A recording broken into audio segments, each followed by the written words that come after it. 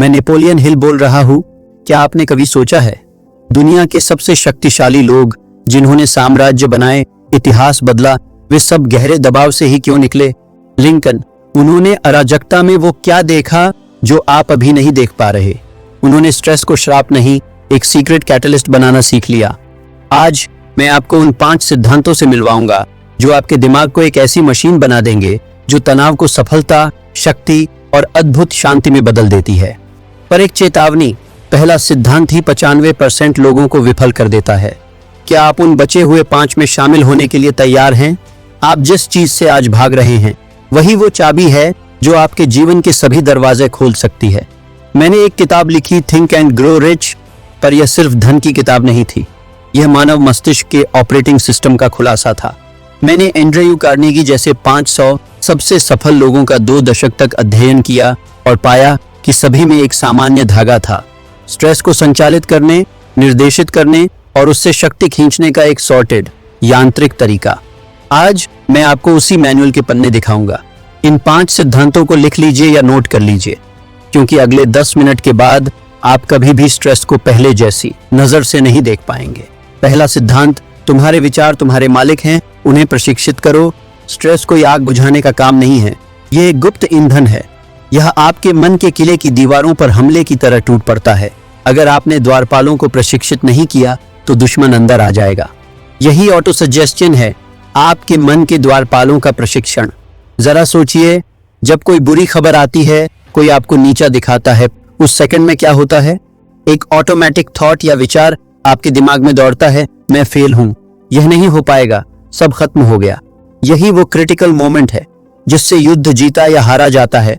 Thomas Edison का ही उदाहरण देखिए।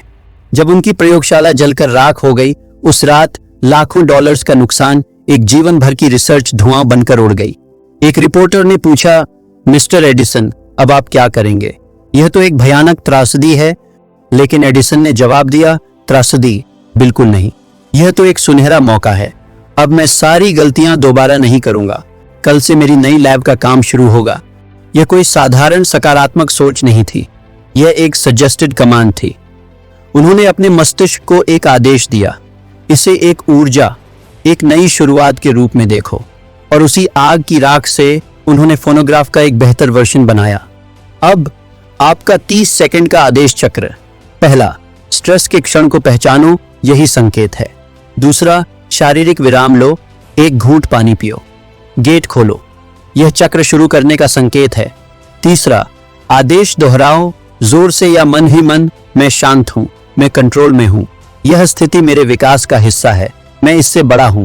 इसे 30 सेकंड तक बिना रुके लगातार दोहराएं। यह आपके भावनाओं के दिमाग को रीप्रोग्राम कर देगा। यह अभ्यास इतना शक्तिशाली है कि सेना के विशेष दल इसे युद्ध के दबाव में टिके रहने के लिए सिखाते हैं। लेकिन यहाँ वो जाल है, लोग सोचते हैं कि बस पॉजिटिव बातें सोच लो। गलत। ऑटो सजेस्शन एक यांत्रिक अभ्यास है। जैसे आप मांसपेशियों को दोहराव से बनाते हैं, वैसे ही मानसिक रास्ता बनाते हैं। अगर आप इसे केवल मुझे अच्छा लगना चाहिए समझते हैं, तो आप उन 90% में हैं जो पहले हफ्ते में ही हार मान लेते हैं। असली विजेता इसे खुद का ब्रेन वॉशिंग की तरह यूज करते हैं। पर सिर्फ विचारों पर नियंत्रण काफी नहीं है, क्योंकि यदि आपके पास कोई दिशा नहीं है तो यह नियंत्रित ऊर्जा भी व्यर्थ जाएगी। अगला सिद्धांत आपको बताएगा कि कैसे इस स्ट्रेस प्रेशर एनर्जी को एक रॉकेट की तरह छोड़ा जाए। दूसरा सिद्धांत, तनाव को ईंधन बनाओ, वह मास्टर प्लान जो भटकाव को रोकता है। स्ट्रेस शरीर का अलार्म सिस्टम है। समस्या यह है कि ज्यादातर लोग अलार्म बजते ही भागने लगते हैं। जिसके पास एक डेफिनेट पर्पस, क्लियर लिखित मुख्य उद्देश्य होता है, वह इस अलार्म को एक रिमाइंडर में बदल देता है। तनाव चिल्लाता है, कुछ गड़बड़ है, और आपका पर्पस जवाब देता है, हाँ मुझे पता है और मैं जानता हूं कि इसे ठीक करने के लिए अगला एक कदम क्या है। इससे तनाव पैनिक एनर्जी से बदल जाता है फोकस्ड पावर में। इसे महात्मा गांधी के उदाहरण से समझिए। उन पर दबाव था, अंग्रेजों का साम्राज्य, हिंसा का खतरा, लाखों लोगों की उम्मीदें, लेकिन उनका डेफिनेट पर्पस क्रिस्टल क्लियर था, अहिंसक तरीके से भारत को स्वतंत्रता दिलाना। जब कोई बड़ा संकट आता, तनाव आता, वे अपनी पर्पस की ओर देखते। तनाव उन्हें याद दिलाता, तुम्हारा रास्ता कठिन है लेकिन तुम्हारा लक्ष्य पवित्र है। इससे उनकी ऊर्जा कभी भटकती नहीं थी। वह सीधे उसी एक बिंदु पर केंद्रित रहती थी। इसीलिए अगली बार तनाव हो तो मुस्कुराइए और कहिए, शुक्रिया, इसका मतलब मैं सही रास्ते पर हूं। पर्पस आपको दिशा देता है, लेकिन अगर आपकी प्रतिक्रिया क्विक और इमोशनल है तो सब बर्बाद हो सकता है। अगला सिद्धांत आपको एक सुपर पावर देगा, जिसने स्टीव जॉब्स जैसे लोगों को दिवालिया होने के बाद दुनिया की सबसे कीमती कंपनी खड़ी करने में मदद की। यह शक्ति सिर्फ 10 सेकंड में आती है। क्या आप जानते हैं वह क्या है? तीसरा सिद्धांत, प्रतिक्रिया मत दो, सोचो। वह 10 सेकंड का शस्त्र जो युद्ध जीतता है। मैं इसे कंट्रोल्ड माइंड कहता हूं। अनकंट्रोल्ड माइंड रिएक्ट करता है, कंट्रोल्ड माइंड रिस्पॉन्स करता है। इनमें फर्क क्या है? रिएक्शन एक भावना का विस्फोट, पुराने मानसिक प्रोग्राम का ऑटो पायलट, रिस्पॉन्स से चुना हुआ रणनीतिक कदम, और यह अंतर एक 10 सेकंड के पॉज से आता है। कर्मचारी तनाव में मीडिया टेस्ला के दिवालिया होने की भविष्यवाणी कर रहा, एक अनकंट्रोल्ड माइंड रिएक्ट करता। एलोन मस्क ने क्या किया? उन्होंने पॉज लिया। वह फैक्ट्री में सोए, उन्होंने समस्या का रूट कॉज खोजा, ऑटोमेशन में ज्यादा निवेश। फिर उन्होंने रिस्पॉन्ड किया, उन्होंने एक नया अस्थायी असेंबली लाइन बनाई, खुद काम किया और फोकस को बदल दिया। यह पॉज ने ही संभव बनाया। यह छोटी सी दूरी, यह पॉज आपको घटना और आपकी प्रतिक्रिया के बीच की खाई में खड़े होने का अवसर देती है, और उसी खाई में आपकी स्वतंत्रता और शक्ति निवास करती है। लेकिन एक पॉज के बाद क्या? अगर आप अगला कदम नहीं उठाते तो सब व्यर्थ है। हेनरी फोर्ड ने एक ऐसा वाक्य कहा था जो सभी भय को खत्म कर देता है। यह वाक्य आपको ठहराव से जबरदस्त कार्रवाई में ले जाएगा। चौथा सिद्धांत, डर को एक्शन से बदलो। डिसीजन मेकिंग, याद रखिए, केवल एक्शन ही डर को मारता है। टेंशन, अनसर्टेनिटी और डर, ये सभी निर्णय लेने के ठहराव में पनपते हैं। जितनी देर आप क्या करूं के चक्रव्यूह में फंसे रहेंगे, डर का भूत उतना ही विशालकाय होता जाएगा। एक्शन उस भूत पर प्रकाश डालता है और आप पाते हैं कि वह तो एक छोटी सी छाया थी। सरदार वल्लभ भाई पटेल का उदाहरण लीजिए। 1947 में भारत के 500 से ज्यादा रजवाड़े, हर कोई सोच रहा था यह असंभव है। डर था, गृह युद्ध। पटेल ने एक्शन चुना। उन्होंने एक मिशन बनाया, इंडियन सिविल सर्विस के बेस्ट ऑफिसर्स की एक टीम बनाओ, हर रियासत के पास जाओ, समझौता करो। वह क्या होगा कि भय में नहीं पड़े। उन्होंने अब क्या करना है का एक्शन लिया और इतिहास रच दिया।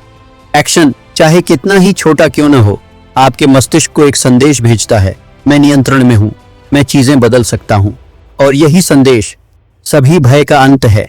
आपने अपने विचार, अपनी प्रतिक्रिया, अपनी कार्रवाई पर नियंत्रण कर लिया। लेकिन एक आखिरी सबसे बड़ा खतरा बचा है, एक ऐसा खतरा जो चुपचाप आपके सभी प्रयासों को खा जाता है और आपको शायद इसका पता भी नहीं चलता। यह आखिरी सिद्धांत आपको उस खतरे से बचाने के लिए एक किला बनाना सिखाएगा। क्या आप जानते हैं वह कौन सा खतरा है? 5वां सिद्धांत, अपने मन की रक्षा करो। आपका मन एक बगीचा है, आप या तो उसमें फूल लगा सकते हैं या कांटे, लेकिन इसे खाली छोड़ दो तो खरपतवार अपने आप उगाएंगे। और ये खरपतवार क्या है? नकारात्मक लोग, टॉक्सिक मीडिया, बेकार की खबरें, शिकायत करने वाले सहकर्मी। आप जिन 5 लोगों के साथ सबसे ज्यादा समय बिताते हैं उनका औसत आप ही हैं। ओपरा विनफ्री के उदाहरण से समझते हैं, एक दर्दनाक बचपन, गरीबी, यौन शोषण।